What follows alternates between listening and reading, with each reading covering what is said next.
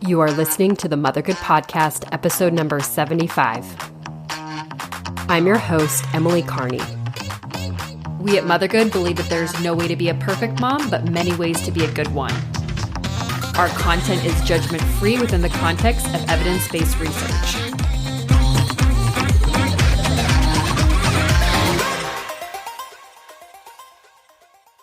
As many of you know, in addition to being a mom, which is my favorite job in the world, and also hosting this podcast, I'm an attorney and I own my own law firm, the Kearney firm. I specialize in being general outside counsel for small businesses and also intellectual property matters such as registering a trademark and counseling and other intellectual property matters. I love helping small businesses, and I'm also a business consultant for them as well. So if you're a mama and you own your own business, I would be so honored if you would consider reaching out to me for a free consultation. You can reach me at emily@thekearneyfirm.com. And you can also find me on Instagram at Attorney Emily. I'm also a mom-friendly lawyer. Some of my clients are mothers. I'm a mother. And so if you have a loud child in the background on a phone call with me, it does not matter to me whatsoever. As long as you're okay with it, I'm okay with it. And for a disclaimer, by law, I'm required to say that this is attorney advertising and also is not legal advice. Hello and welcome to another episode of the Motherhood Podcast. Today's episode is going to be a little bit different because instead of having a guest on, it's just going to be me talking about the history of breastfeeding. I did a lot of research. I'm not a historian, but I love researching, kind of a nerd like that.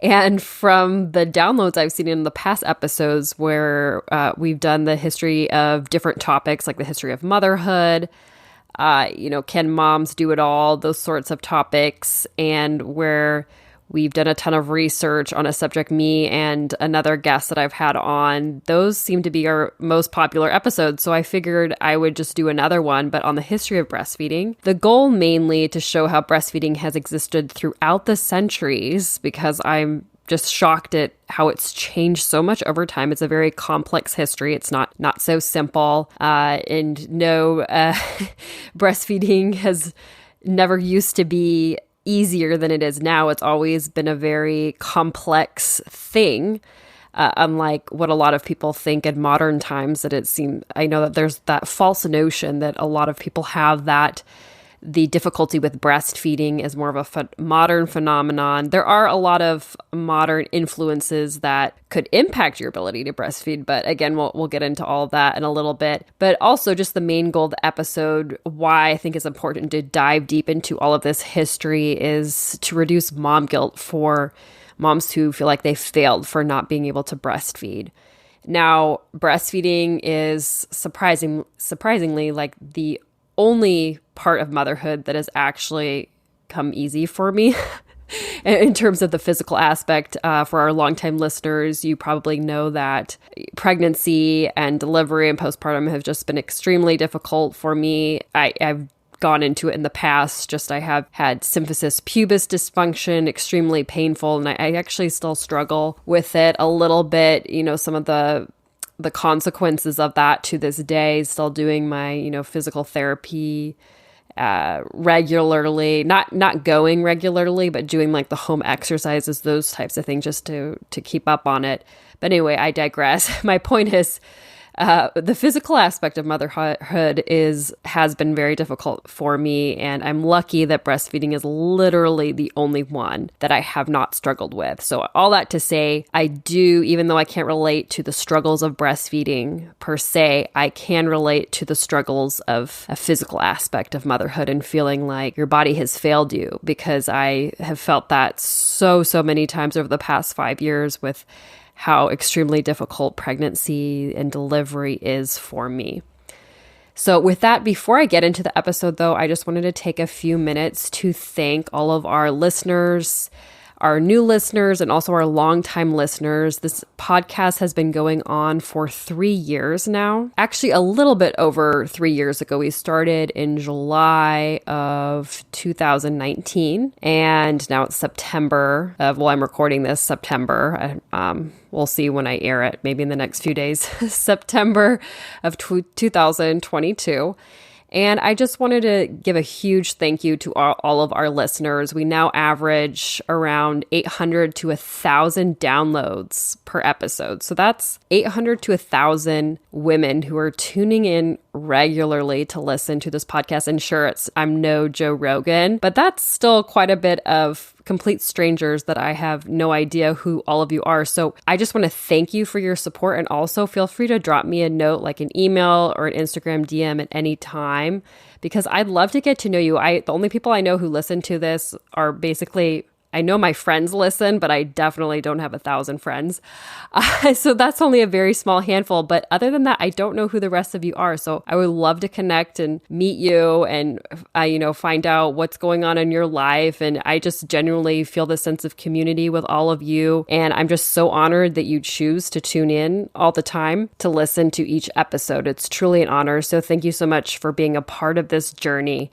And, as always, feel free to rate us in the Apple app or wherever you listen to the podcast, because that obviously helps with rankings, and also people who are interested in the podcast like to see what the ratings are. So as I mentioned, I'm doing this podcast a little bit differently because it's just me talking. It's like 10:15 at night. I'm just sitting on the couch. I usually record in the home office that we have, sitting in my sweats, covered up with a blanket with a cup of decaf coffee. So now you can picture how I record these podcasts. It's not necessarily glamorous, but I hope that it feels like you're just in my home having a nice little chat with me.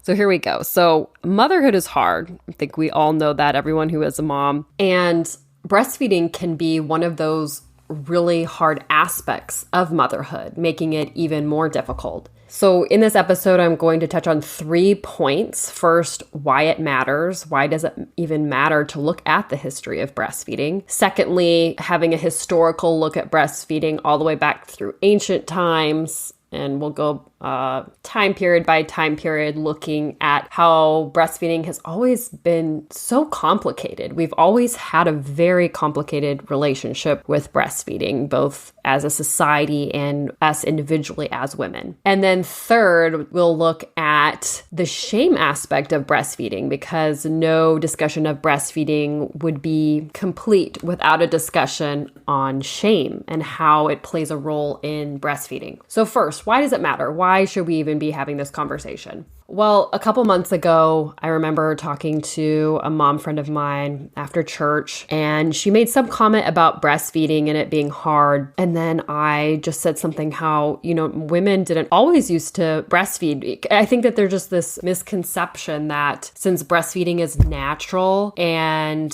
that formula is more of a modern phenomenon, that not being able to breastfeed is kind of a modern problem, right? But that's actually very incorrect. And when I mentioned that a little bit of the history aspect to my friend, she was so shocked, and she just found it so interesting. It actually made her feel better about the situation she was in. So in a nutshell, women have always, at least in recorded history, struggled with breastfeeding. And not all women were able to breastfeed or even wanted to breastfeed necessarily.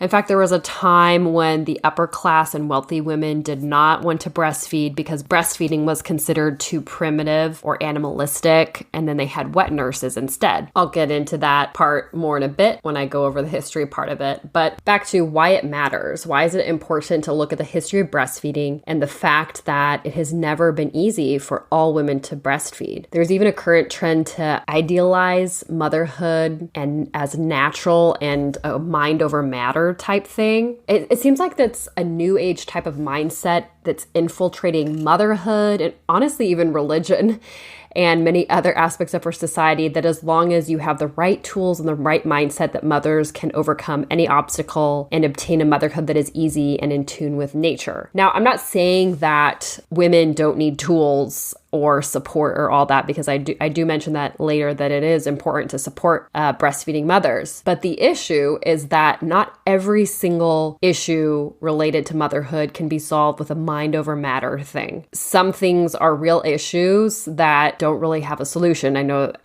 I know how bad that sounds because there's this whole empowered motherhood movement going on that you can do anything you want. I think women can do many, many things, but if we're thinking that we can do literally everything and that we have no physical limitations, I really think that's just setting us up for failure. Obviously, there's lots of exceptions that I'm not going to go into because I know I can just hear some of you say, but what about breastfeeding support or this example or that? And I can even think of examples myself. So I'm just overgeneralizing at this point. But again, since it's not reality that every single woman will be able to breastfeed, even with all the support that she can possibly have, that kind of mindset that it's natural because motherhood is natural or breastfeeding is natural and it's a mind over matter thing that literally every single person can achieve breastfeeding and there's not a single person on the planet, right, that will fail at it if they have the right tools. I just think that that's really setting us up for failure, right? Because it makes those women feel like failures.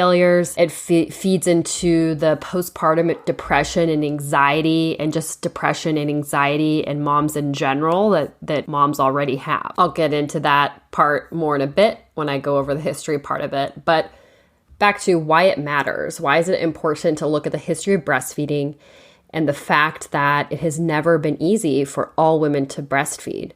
There's even a current trend to idealize motherhood and as natural and a mind over matter type thing. It seems like that's a new age type of mindset that's infiltrating motherhood and honestly even religion and many other aspects of our society, that as long as you have the right tools and the right mindset, that mothers can overcome any obstacle and obtain a motherhood that is easy and in tune with nature. Now, I'm not saying that women don't need tools or support or all that, because I do mention that later, that it is important to support breastfeeding mothers. But the issue is that not every single issue related to motherhood can be solved with a mind over matter thing. Some things are real issues that don't really have a solution.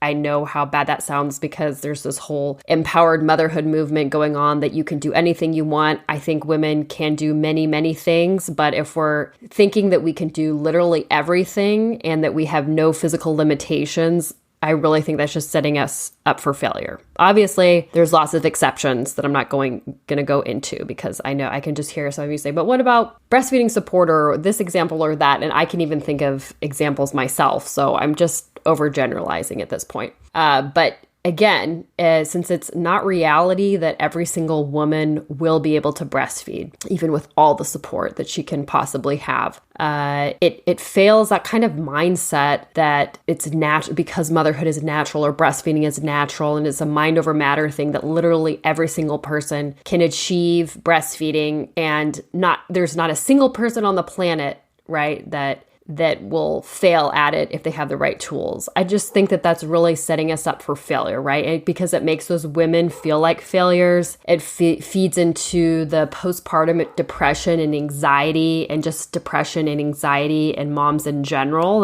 that moms already have. We have to also remember that just because something is, quote, natural doesn't mean it comes easy, right? Or doesn't mean that it's actually even a good thing. I think of something that my grandpa actually said. He's since passed away a few years ago, but he was just making fun of products that say natural on them because he was saying, well, what does that even mean? Because there's lots of chemicals that are, quote, natural, but if you ingested them, they would be poisonous, right? So it's kind of like, how are we defining natural, right? So it's not necessarily a good thing. In this instance, I'd like to make the comparison that just because something is natural, like childbirth, motherhood, breastfeeding, at the same time, we have to remember that we live in a flawed and broken world, right? Our world is filled with pain and failures. Life is natural, right? Our whole life is natural and it's beautiful, but it's also filled with a lot of pain. And so nothing, not even something that's, quote, natural, always goes according to plan. And I also heard recently, gosh, I can't remember who it was. It was some, gosh, I'm not going to be able to remember who it was.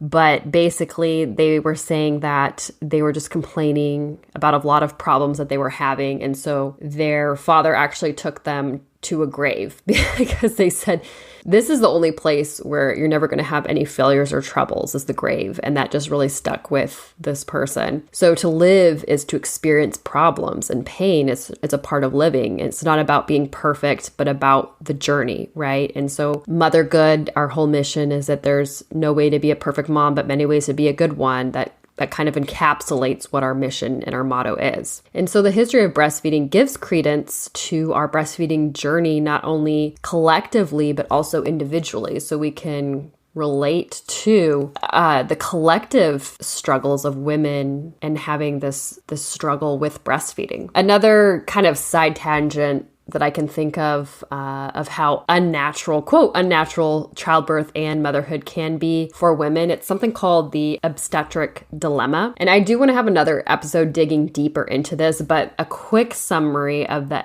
obstetrical dilemma is it's a hypothesis to explain why humans require assistance to give birth, and compared to animals that seem to give birth with relative little difficulty, right? So I know that there are women out there who are able to give birth unassisted, right? But when you compare women as a whole with animals who give birth, I mean, it's pretty objective that women as a whole have a much, much harder job giving birth than animals. And no one really knows why that is. The obstetrical dilemma, the hypothesis is basically, since the fetal head is so large compared to other animals, and it has to fit through such a narrow maternal birth canal, compared to other animals, like the proportion of the head to the birth canal is a lot greater than most animals. And no one really knows why that is, right? But this is kind of a side tangent, but I only bring it up because it explains the why behind why women's childbirth is so much more difficult than animals, and also why childbirth, which is something that's also very, quote, natural, doesn't always go according to plan and is not easy at all, right? And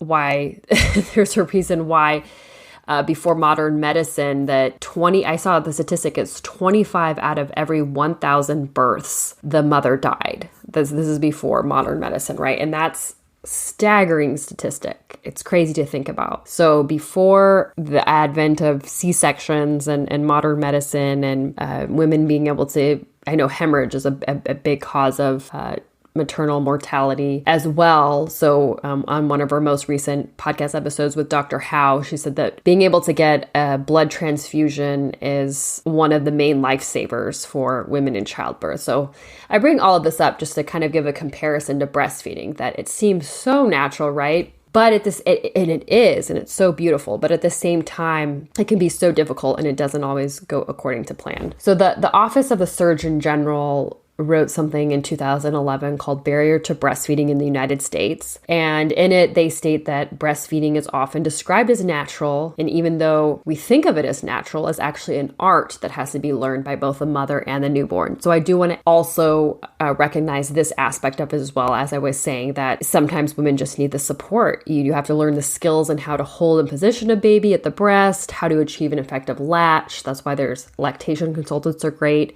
And other breastfeeding techniques have to be taught. There's that expectation that breastfeeding is going to be so easy, and then a lot of women find themselves with challenges. And so there's this incongruity between expectations about breastfeeding and the reality of the mother's early experiences. And that's one of the main reasons why the Office of the Surgeon General say that women actually stop breastfeeding within the first 2 weeks postpartum. That's one of the major reasons why. On the other hand, there's also some women who are anticipating the difficulties with breastfeeding, and because of that, they're just a little hyper alert, I guess you could say, about it being an actual option, right? And so that kind of plays into it as well. And of course, there's other barriers to breastfeeding other than lactation problems. The Office of the Surgeon General mentions lack of family or social support, social norms, embarrassment, employment, and childcare. I'll definitely touch on this later. It's a big problem now in modern society especially in the US, for those of you, I know we have a lot of listeners in Europe actually and overseas. You're very lucky, at least those of you in Europe and Iceland. I've seen some people listen from there too. We have great maternity leave options. In the United States, we just don't have those options. Thankfully, in the state of California where I live, a lot of women do. But again, even in California, hourly wage workers don't get those options. So it's a very sad situation, but I'll touch on that later. So now, the fun part of looking historically at breastfeeding. I find it fascinating that in ancient times, breastfeeding was exalted. It was literally goddess-like. Ancient Greeks believed the breast milk of a goddess made those who drink it immortal. And according to Greek mythology, the Greek goddess Hera created the Milky Way from her breast milk. I found this so fascinating. So basically, I'll never look at them or think of the Milky Way the same or look at it the same way again. So how it goes in Greek mythology is that Hera nursed Hercules, and Hercules nursed too hard. I'm sure we can all relate to that, all of us who have breastfed. Hercules nursed too hard so that she removed Hercules from her nipple, spraying breast milk onto the heavens that created the Milky Way. I mean, that is just so poetic, right? And we still call it the Milky Way to this day, obviously. I never learned that in school or since then, and it's so fascinating to me. And also, there's the whole idea that Hera's breast milk made Hercules invincible. So I guess there's always been even this ancient belief that breast milk was so good for babies, right? And it is. But mother's milk was considered a miracle fluid also, which could cure people and give wisdom. The Greek goddess of wisdom, Sophia, apparently, according to legend, suckled philosophers at her breast, and by this way they absorbed wisdom and moral virtue.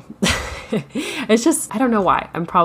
You guys will have to DM me and tell me, am I the only one like geeking out on this? Usually since I have another guest on, I'm like, am I the only one that finds this fascinating? I mean, my friends and I tend to be nerds, so like I know they do, but I'd love to hear what you guys think on all of this stuff.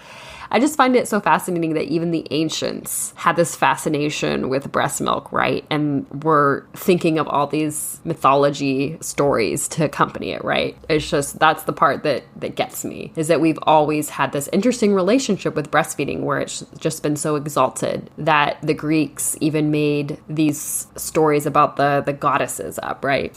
And there's also a lot of ancient art depicting a woman breastfeeding a child. I'm sure you go into any art museum and it's everywhere, right? It's just the epitome of being a woman.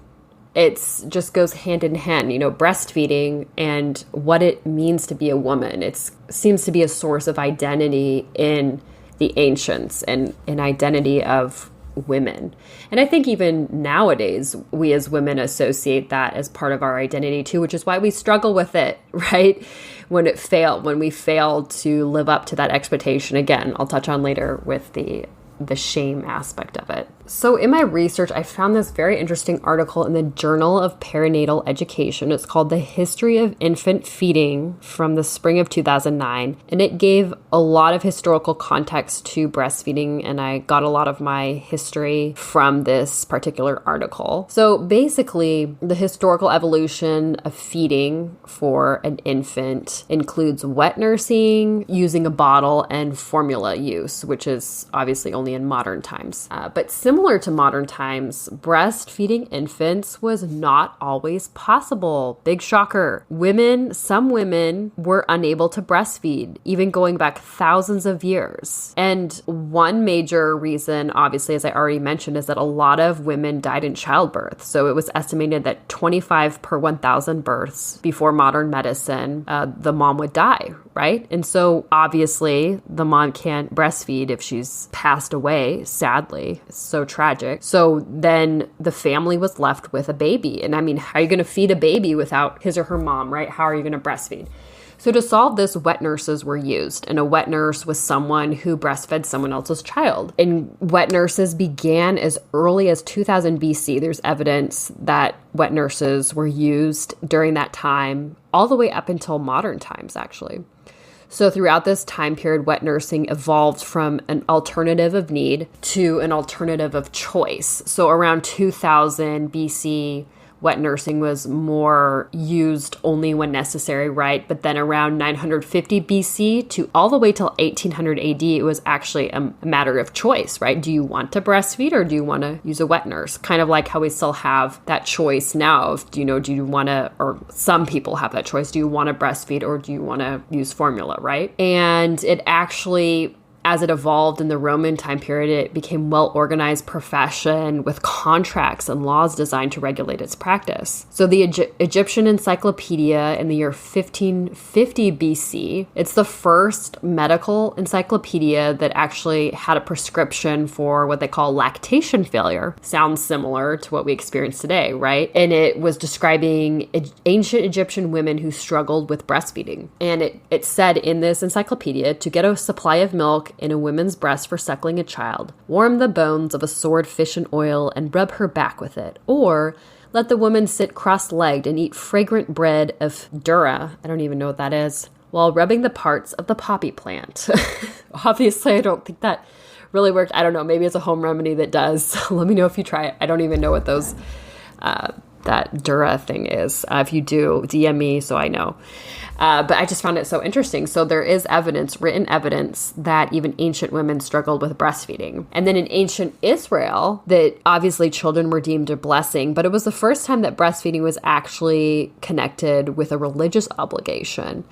And the Bible even notes, obviously, several examples of wet nurses, including the famous example of the woman who was hired by Pharaoh's daughter to nurse Moses when she found him in the bulrushes. So then moving a little bit forward into the history, in Greece in about 950 BC, women in higher social status, they actually wanted wet nurses because they didn't want to breastfeed themselves for whatever reason, right? And so then they would have their slaves breastfeed as a wet nurse or hire another wet nurse.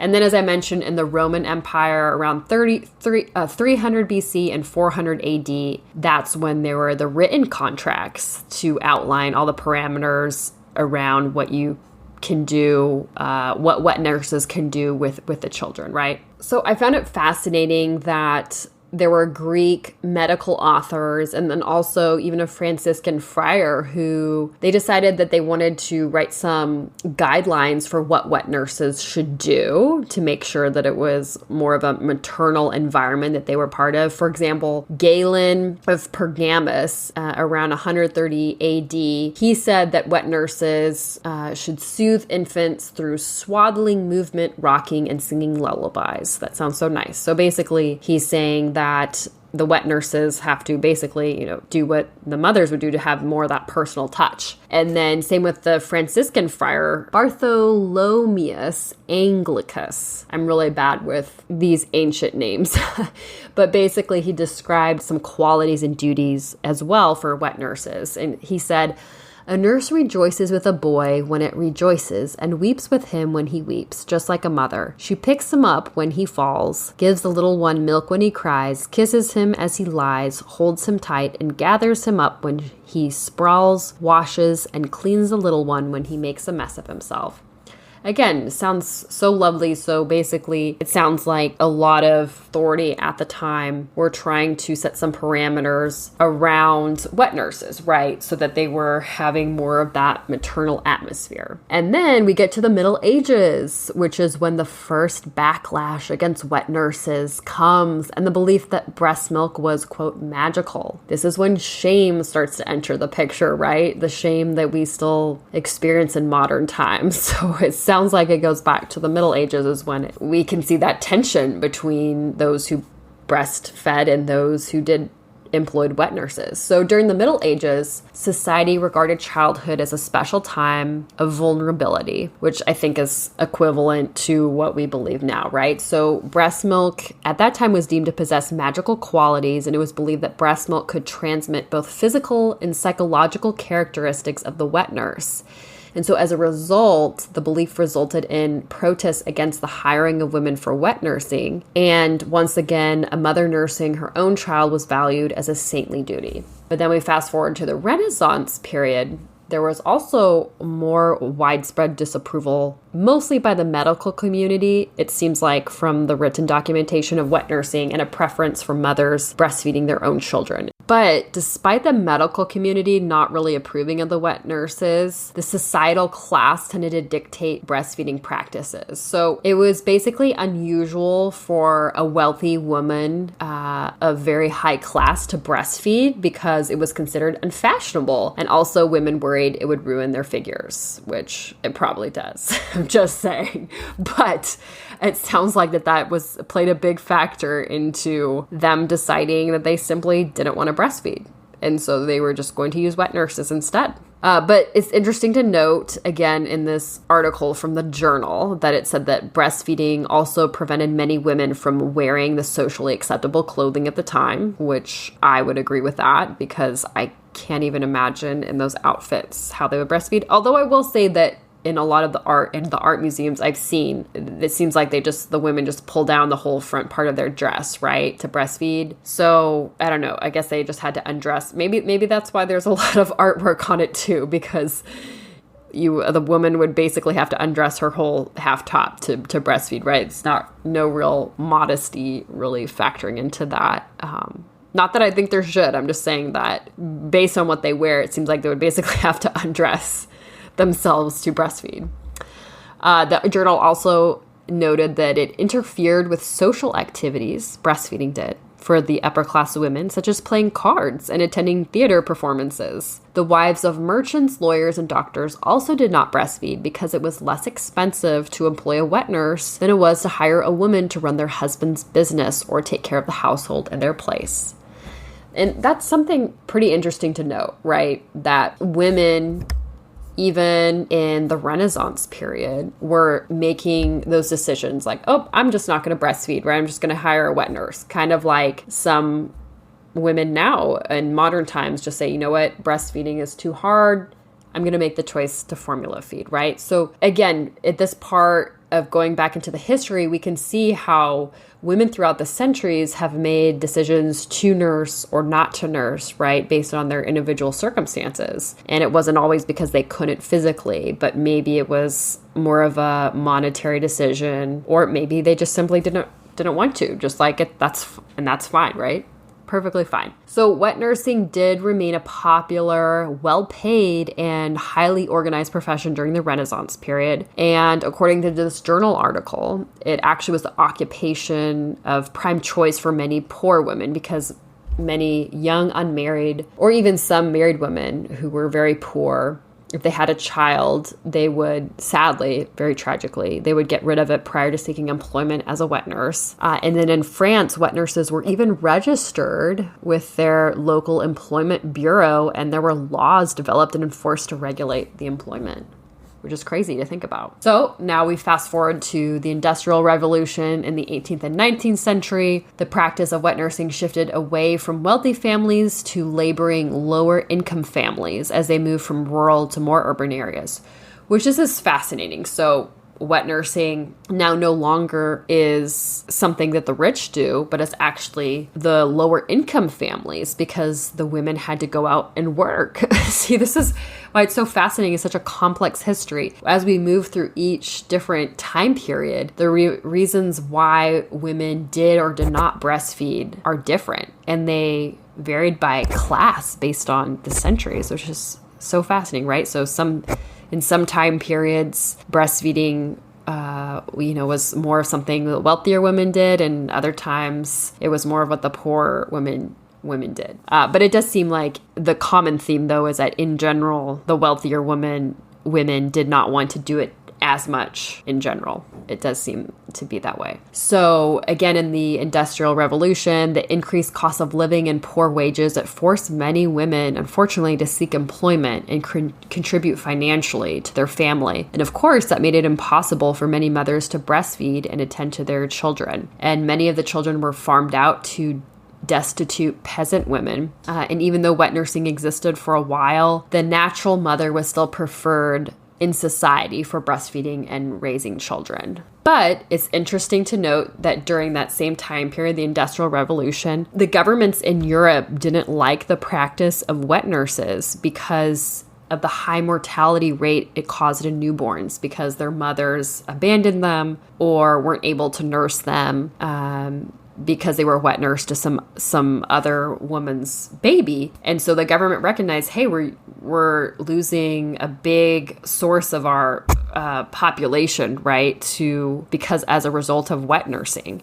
And so they're really worried about the population decreasing. So in that time, then there was emerging natural sciences during the 18th century that argued that women should stay at home to nurse and raise their children just like animals do. And that the governments in Europe actually launched campaigns against the custom of wet nursing among the higher class because they wanted to promote them to just breastfeed. And in some cases, women were even advised or forced by law to nurse their own children. There's this really interesting article in Time magazine called Desperate Women, Desperate Doctors, and the Surprising History Behind the Breastfeeding Debate. It's written by Lily Rothman, who wrote a book on the subject from July of 2018. And in it, she notes that, which I found was very surprising. I had no idea that this actually was the case, that wet nursing in the United States was actually a viable occupation until the 1920s. And she actually found wanted ads in newspapers and doctors' papers to prove it. So there's written record that wet nursing was actually an occupation during that time. And also hospitals in the U.S. even had wings of wet nurses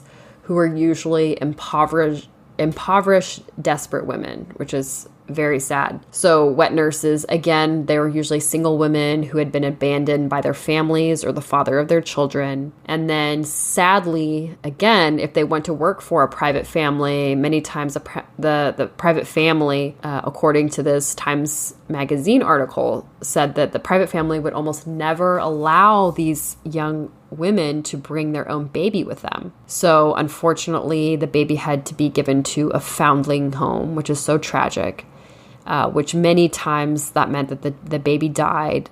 And often what it meant was that the wealthy baby would live and the poor baby died. And that's kind of the whole history of wet nursing in the United States, which is very tragic. And in this Time magazine article also notes that there was a mix of breastfeeding and wet nursing among wealthy women. And there's also evidence there was a very complicated relationship. There are some wealthy women who were very heartbroken that they weren't able to breastfeed. But then there's also, just like in modern times right now, that there's a lot of evidence of women who are just as happy to hand their children over to a wet nurse. So again, it's just such a complex history. It's no one size fits all, right, to what people did during a certain time period. You can't really go back to one point in time and say, and during this time period, everyone, quote, everyone did this, right? Sounds like it's very complex within each period of history, although we can note that there were general consensus around what was done generally, right? But there are always exceptions. So now we get to the 1950s. We're almost there, right? Almost to modern times. The 1950s, the predominant attitude to breastfeeding that it was something practiced by the uneducated and those of lower classes. Just find it seems like breastfeeding is almost something that goes in and out of fashion, right? Like one day it's fashionable to wear a hat or a certain type of hat, and the next day it's not. Like history of fashion, I feel like it's similar to the history of breastfeeding. It's so bizarre to me. Like, who is making these, quote, rules of the fashion of the trends of breastfeeding? It's so weird to me. I don't understand it. But it is fascinating. So here we are, 1950s. Now breastfeeding is only something the uneducated and those of lower class do, right? And the practice was considered old-fashioned and, quote, a little disgusting for those who could not afford infant formula. And it was actually discouraged by medical practitioners and media at the time, right? So talk about peer pressure. You actually have medical practitioners and the media making breastfeeding seem something gross, right? But starting in the 1960s, then there was a steady resurgence in the practice of breastfeeding in Canada and the US, especially among the more educated, affluent women. So that seems to be the start of the trend now, right? Where we go to promoting women to breastfeed.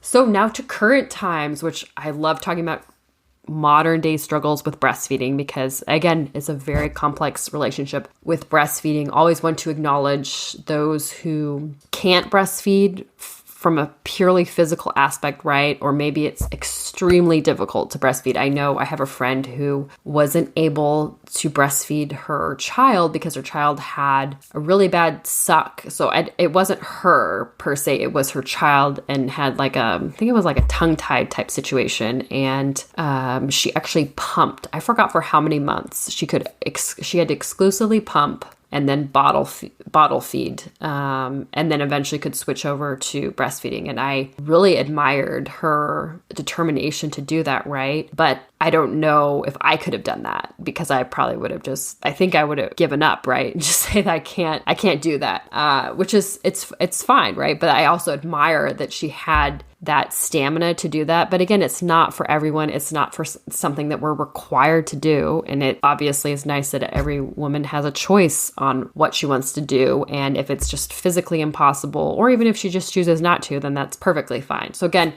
acknowledging the physical aspect, maybe it's just too hard, or even mentally too hard. I also have another friend that just mentally it was just too emotional for her and she quit. And obviously that's fine too. But putting aside those types of situations, right? Just thinking of the women who actually want to breastfeed and can physically breastfeed. There's also these other external factors in our society that are preventing women from breastfeeding. And especially in the United States, according to the Office of the Surgeon General article that I mentioned earlier, that a lot of women struggle with breastfeeding. Surprise, because they have to go to work too soon after having their baby. This is where I could go on a really angry rant for forever, because it makes me so angry to think that women in our modern society still, at least in the United States, aren't getting the maternity leave protections or paid maternity leave that they deserve. I just think that they deserve it. Now, I know I've posted on this in the past on the Mothergood page, and I do get some DMs saying, but that's socialism. Okay. I would like to point out so many things that the United States funds that we don't say is socialism, right? Like the post office, or libraries, or police, or firefighters, right? Basically everything else that's essential to the well-being of our society is funded. But then for some reason, women having babies who are basically raising up the next generation of those in the workforce, that's not necessary, right? The government also funds things like schools and provides for the entire education of our children from kindergarten all the way up until a kid is 18. I know this is kind of a side tangent, but I think a lot of people throw around the word socialism without actually understanding what it is and without getting too much into political science. Socialism is actually the collective or governmental ownership and administration of the community as a whole, so that there's no private ownership whatsoever. And that's different from something that's called a more regulated capitalism. I mean, there's actually, people have so many different words for what a more regulated capitalist society is, but a completely unregulated capitalistic society is called laissez-faire. That's actually what we had in the United States under the Articles of Confederation before the Constitution, which is complete non-governmental involvement. And as everyone knows, that didn't work, right? And so many people actually argue that the founding fathers had an intent to have direct government involvement in the economy, and that was actually intended by the founding fathers as a response to the failures of a complete laissez-faire economy under the Articles of Confederation. So our history in the United States, I think a lot of people have this misconception that capitalism always means no direct involvement. Basically let the market decide, right? That's not the history that we have in the United States of America. That's not the history that we have for every single aspect of our society, especially when it comes to those that are part of the common good. We do have some sort of government involvement, direct government involvement in the economy, and that actually was set up by the founding fathers, right? The founding fathers actually put in the Constitution that, for example, the post office should be funded by the government, and other and all other aspects of our society where the money goes towards something for the common good, such as schools, what I already listed, or police, or firefighters, those essential type things, right? And I know this is a little bit of a side tangent, but I just wanted to point out that just because someone is advocating for direct government involvement in a certain aspect of the economy, even if that's not necessarily having the government pay for paid family leave, maybe it's even mandating that employers give their employees paid family leave, just like the government requires employers to offer unemployment insurance, workers' compensation, and health insurance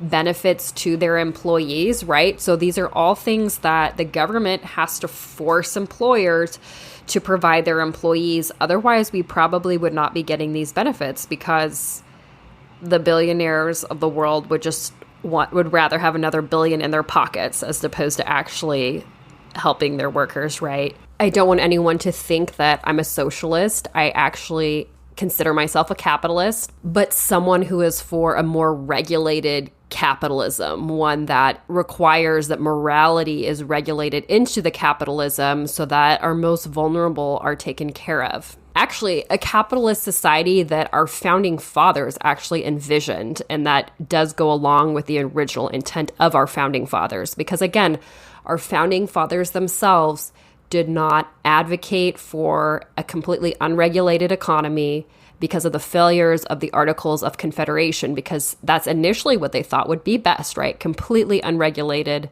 economy, and that utterly failed. I think a lot of people gloss over that history in our early, the early founding of the United States of America. We often forget about the Articles of Confederation, how they were a huge failure. And part of that failure led to the brilliant genius of the United States Constitution, right? And so in the United States Constitution, that's why our founding fathers then thought, you know what? We do have to have some taxes because the government has to run. We do have to support some things that are for the common good, such as the post office, right? And so those are some of the wisdom of the early founding fathers. And I do believe that my beliefs are in line with the original intent of our founding fathers. A lot of people like to say that all of these things are black and white, and they're not. Everything exists on a sliding scale, and there's actually precedent that's in line with the Constitution and the original intent of our founding fathers to provide support for women, right? Whether it's government funded or if it's mandated that employers provide this coverage. There's actually even a Catholic pope in the early 1900s, Pope Pius XI, and he actually criticized both socialism and unrestrained capitalism. What I'm kind of talking about is where there's absolutely no regulation, right? Kind of a side tangent, but I did want to address the elephant in the room because that does seem to be the most common criticism of any type of support for women and paid family leave, right? There's a lot of criticism that paid family leave, whether if it's government mandated or by the employer, but mandated by the government for the employer to provide, that's somehow socialism. And I completely disagree.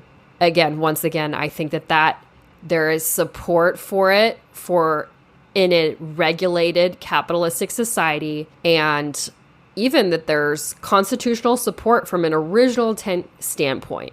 So there you go. Hopefully that convinced some of you who are on the fence on whether or not it's, quote, socialistic to be an advocate for paid family leave. I could go on a whole other tangent on that. I just would like to point out that, just because someone's advocating for government paid leave on something doesn't mean you're a socialist, because the government funds a bajillion things, right? And there's also so many things that it probably should not be funding, or so much government waste. It bothers me that people always say that whenever paid family leave comes up in the context of being funded by the government, that's socialism, but nothing else the government funds. Because that to me tells me that it's more of a sexism thing, right? So it's not actually that you're paying, that the government's paying, but it's really only that it's paying for something woman related, right? But I think, again, this is a big digression, but I could go on a rant on this forever. So anyway, hopefully women in the United States will get better paid leave, and even honestly, even if their job was protected, even if it wasn't paid, even if their job was protected, because the FMLA, the Family Medical Leave Act, doesn't protect so many women in the United States, especially lower income women who are hourly workers. It doesn't protect the most vulnerable, the women who need it the most. The FMLA doesn't even protect those women's jobs. Again, a big side tangent, but even if you don't support paid family leave, at the very least, we could support women's jobs being protected, especially the lower income women's jobs, because our current laws on the books don't support that. So anyway, according to the Office of the Surgeon General, employed mothers typically find that returning to work is shocking, a significant barrier to breastfeeding. Women often face inflexibility in their work hours and locations and lack of privacy for breastfeeding or expressing milk. They have no place to store express breast milk. They're unable to find childcare facilities at or near the workplace. They have fears over job insecurity, and they have limited maternity leave benefits. In 2009, the Society for Human Resources Management reported that only 25% of companies surveyed had lactation programs or made special accommodations for breastfeeding. Small businesses, fewer than 100 employees, are the least likely to have lactation programs. And whether the workplace is large or small, obviously infants aren't generally allowed to be there. So lack of maternity leave is a big barrier to breastfeeding in the United States. Studies show that women intending to return to work within a year after childbirth are less likely to initiate breastfeeding, and mothers who work full-time tend to breastfeed for shorter durations than do part-time or unemployed mothers. Women with longer maternity leaves are more likely to combine breastfeeding and employment. This is a crazy survey. In a survey of 712 mothers, each week of maternity leave increased the duration of breastfeeding by almost 1/2 week. So there's a direct correlation with each additional week of maternity leave, women breastfeed for a 1/2 week longer. You can't get any more direct correlation than that, right? And so jobs that have less flexibility require obviously long separations of mother and baby and further complicates breastfeeding. And the Office of Surgeon General again acknowledges that hourly wage workers face different challenges than salaried workers because they have less control over their salaries usually, and their pay is reduced if they take breaks to express breast milk. Gosh, all of this makes me so sad. Again, just in the United States, the lack of care towards women and mothers. And for those of you listening thinking, okay, well, the companies should do it. But they're not. They've had decades. Companies have had decades to support women. They could write it off as a business expense, right? There's a lot, like how many billions of dollars do CEOs in the United States need, right? They could at the very least channel like a fraction of that to support mothers, right? Again, a big tangent, but it makes me so sad just to think of it. Now I'm just so sad thinking about that. A side tangent, I do know that there are some rare companies out there that do provide great paid family leave and those sorts of benefits, but those are outliers. That is not the norm. I just wanted to point that out because it's funny. Whenever I say a statement, I can always hear, oh, but what about this? Because I think that as well in my own head. So I'm kind of dismissing those as I go along. So I just want to address the side commentary that I even hear in my own head. And I can also just hear everyone else argue about it as well. I do know that those great companies are out there, but they are far and few between. And the vast majority of companies do not have a heart and they do not care. And yes, a side tangent, I do know that there are some rare companies out there that do provide great paid family leave and those sorts of benefits, but those are outliers. That is not the norm. I just wanted to point that out because it's funny. Whenever I say a statement, I can always hear, oh, but what about this? Because I think that as well in my own head. So I'm kind of dismissing those as I go along. So I just want to address the side commentary that I even hear in my own head. And I can also just hear everyone else argue about it as well. I do know that those great companies are out there, but they are far and few between. And the vast majority of companies do not have a heart and they do not care. So getting into a little bit of the bottle feeding history, though, because a lot of people think, okay, well, there's the wet nursing, which is a good analogy to our relationship now with formula, right? There's always the modern option of formula versus breastfeeding. But there's actually an ancient history for bottle feeding as well. So although it wasn't until the 19th century that there was more refined bottle feeding, that there actually is evidence that dating back thousands of years, even to the BC period, that there have been crude feeding bottles found, dating back to the Roman era, the Middle Ages, and the Renaissance. So there are clay feeding vessels in 2000 that have been found in the graves of newborn infants, which is honestly, it's really sad because there were cleanliness issues surrounding the bottle-fed babies, sadly, because you know how we do all the sanitizing and all this. And I have heard some people say like, oh, what did people used to do with bottles? Like, it just seems excessive. But no, because literally they have found these clay feeding vessels in the graves of newborn infants because obviously the cleanliness was an issue, and that a lot of newborns who were bottle fed actually died from infection, the ones that weren't breastfed or fed by a wet nurse, right? And they did a chemical analysis on the container's residue of these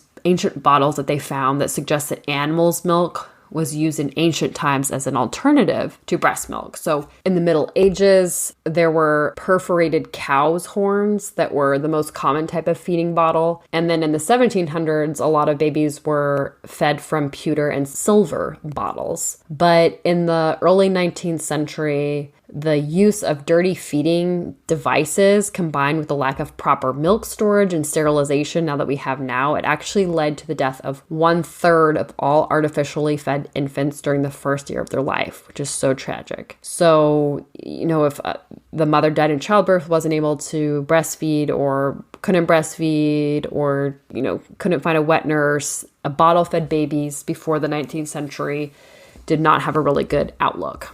So fast forwarding to the late 1890s when formula was first developed, it's interesting to know that the word formula is literally taken from mathematical formulas because physicians were trying to find a way to save babies' lives, that they thought that there was a way they could, quote, like humanize cow's milk in like a formulaic type fashion and mimic the substance of it, like the percentage of fat, the percentage of protein, the percentage of milk sugar. They're just trying to be very scientific about it because they wanted to make it as close to human breast milk as they possibly could. And so all these formulas evolved and they were researched and they were supported with a bunch of studies.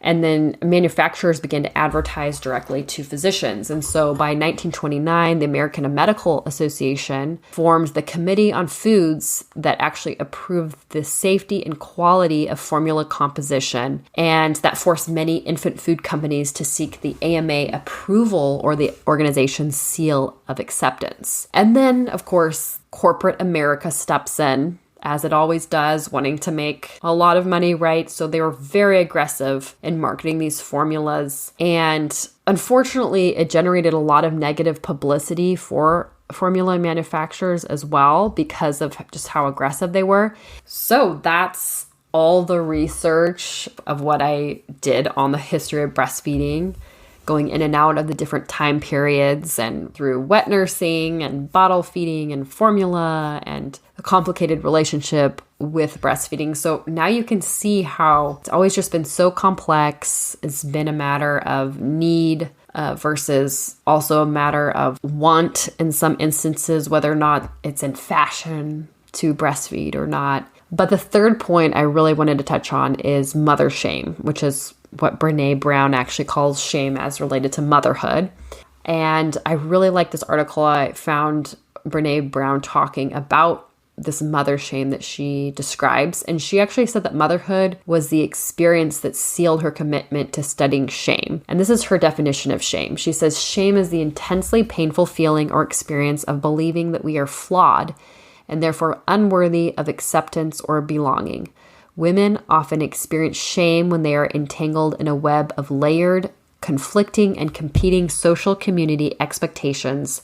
Shame leaves women feeling trapped, powerless, and isolated. And so that's what I really want all of you listening to come away with, to hopefully avoid not feeling the shame. If it's a shame of not being able to breastfeed or just simply not wanting to breastfeed or choosing to formula feed, because there's a set of expectations for every single type of issue related to motherhood, right? And Brene Brown acknowledges those. She says there's big issues of whether or not to have kids, what age to get pregnant, how many children you should have, how you should present yourself as a mother, or who your partner is, how to deal with infertility, what a quote good mother should look like, and quote what good nurturing should look like. And it's just so frustrating how every single aspect of motherhood comes with this expectation by society, or even sometimes expectations from individual women, right? I'm sure all of us, no, I have gotten that comment from either complete stranger or even a friend, whether they're well-meaning or not, who knows, or family member who says something and it really bothers you because you feel like a failure because of what they have said, right? And so that's what makes shame so powerful, is that it makes us feel trapped, powerless, and isolated. It makes us feel different or outside of the group. Brene Brown goes on to say that shame demands that we hide our shamed selves from others in order to avoid additional shame. But I've learned that when you look at shame and shame-making experiences in a social context, something amazing happens. Shame turns into collective vulnerability, and people realize that they are not alone. And so that's what I hope you all have taken away from this whole history of breastfeeding, is that none of us are alone. Women have gone through this for centuries, right? And that this instance in time isn't the first time that we have struggled with breastfeeding and society demands of it. And I think a big part of the reason why breastfeeding is so polarizing and such an emotional topic for a lot of us moms is that we form a big part of our identity as women when we become mothers, because motherhood is a big part of our identity, and we want to perform well, right? We want to do the best for our children, and it's just very hard to make a decision about how to feed your child without getting some type of negative backlash, right? I mean, even women who breastfeed sometimes still get negative backlash. Up until recently, there was actually a law still on the books in North Dakota that if a woman breastfed in public or private, she had to do so in a quote, discreet and modest manner, whatever that means. I know I mentioned this actually at one of my mom's group recently, and someone said, oh, well, what's wrong with being modest and discreet? But obviously the problem with that is that everyone defines that differently, right? All it takes is one offended police officer walking by and like, oh, that doesn't seem discreet and modest to me. Maybe a police officer walks by and sees some side boob and thinks, oh my gosh, there's side boob. That's not modest or discreet. Or maybe the mom has a crazy nursing child, like both of my kids have been, where they pull off the cover. And so the baby pulls off the cover suddenly and exposes the mom. And then the police officer just happens to be walking by at that point and then thinks, oh my gosh, she's flashing everyone, ticket. And so that's why it's really hard to define discreet and modest, especially when it comes to breastfeeding. Finally, that law was taken off the books. Only just last year, though, in 2021. So up until last year, that language was still on the books in North Dakota. That something similar actually used to be on the books in almost every single state, surprisingly. And so North Dakota was the last state holding on to that. And I'm so glad that they got rid of that, because now women can just feel free to not have to be, quote, modest and discreet and all of that. I mean, I remember the first time that I was breastfeeding, just the whole juggle of like the cover and trying to not flash anyone. It just causes so much anxiety already, because I know a lot of first-time moms already want to be modest. They impose that on themselves, and so they don't want to flash anyone. And I remember I was like that, especially in a public place. And so I was trying to be so discreet about it, but then that just feeds into the anxiety and not wanting to breastfeed in public. And it's just a big barrier to breastfeed. So anyway, I think that that's so good that that's not on the books anymore. And that's just one example of the shame in our society that's imposed even on women who do choose to breastfeed, right? So you have shame for choosing to breastfeed because you're not breastfeeding, quote, discreetly or modestly. And then you could have shame for not breastfeeding or not breastfeeding long enough or maybe doing it too long. I actually still breastfeed my son, who's 2 months away from being 2 years old. And I remember before I became a mom, I always thought that was so weird when moms would breastfeed past 1 year. I totally was that person who judged like, oh, I could never, right? But then here I am doing it. It doesn't seem weird to me now that I'm doing it because I mean, he's always nursed, right? And so, I mean, he only does it in the morning and night. I don't even think he's really getting that much, but it's more of just he still acts like a baby, and I think it's more of like an emotional need for him at this point, but I'm sure hopefully he's getting some other benefits too. But anyway, I just point that out because it seems like the shame aspect is a big trap, because no matter what you choose, you're always going to be judged on it, right? Either negatively or positively. You're going to be judged on what you choose to do, or maybe your body chooses to do it for you. So I hope all of you have the takeaway from this is just being blown away about the complexity of breastfeeding and the relationship we've always had as a society with breastfeeding and a woman's body has always had with breastfeeding. And know that if you're struggling, or even if you've just chosen to breastfeed or to not breastfeed, that it's your choice and that you feel empowered to make the choice that's best for you and your baby.